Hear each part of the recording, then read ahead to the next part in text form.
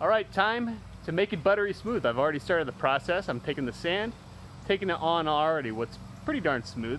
I'm putting two things in the ground and then I'm screeding it. Screeding or screeding, I don't know. But I'm making it nice and flat. I pull it back and forth so it effectively makes a flat surface. See, this is pretty much flat. So after I'm done screeding it side to side, going like that, you can see the ripple marks.